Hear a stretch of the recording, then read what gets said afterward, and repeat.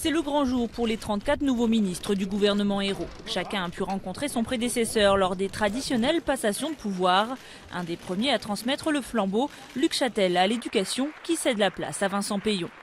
On va avoir un calendrier de travail extrêmement chargé dans les mois qui viennent, puisque le président de la République nous a demandé de pouvoir, à l'automne, faire adopter une loi de programmation et d'orientation pour l'éducation nationale. Autre passation de taille, les affaires étrangères. Dans les jardins du Quai d'Orsay, Laurent Fabius a pris la suite d'Alain Juppé.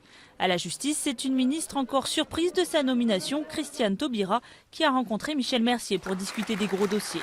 Quant à Manuel Valls, à l'intérieur, c'est des mains de Claude Guéant qu'il a reçu les clés de son ministère. À Bercy, les passations se sont multipliées tout au long de la matinée.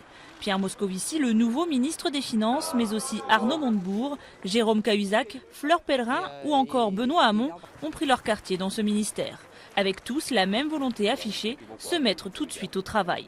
Je pense que c'est le dossier européen qui nous attend, on en a parlé avec François, la crise grecque qui est là, la zone euro qu'il faut conforter, la réorientation de la construction européenne qu'il faut engager. À peine investis, les ministres étaient déjà à l'Elysée pour leur premier conseil des ministres. Premier décret adopté, très symbolique, celui prévoyant une réduction de 30% du salaire des ministres. Pour le salaire du président et du Premier ministre, le vote d'une loi est nécessaire. Ce sera donc en juin, après les législatives. L'exemplarité, le maître mot de ce premier jour de travail, selon la nouvelle porte-parole. Exemplarité dans la gestion des fonds publics, puisque les moyens attribués à chaque ministère, à chaque cabinet, se voient réduits. Les ministres disposeront désormais de 15 collaborateurs et les ministres délégués de 10 collaborateurs.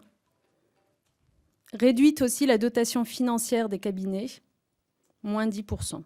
Après ce premier conseil, le président et une partie de son équipe gouvernementale sont attendus aux États-Unis.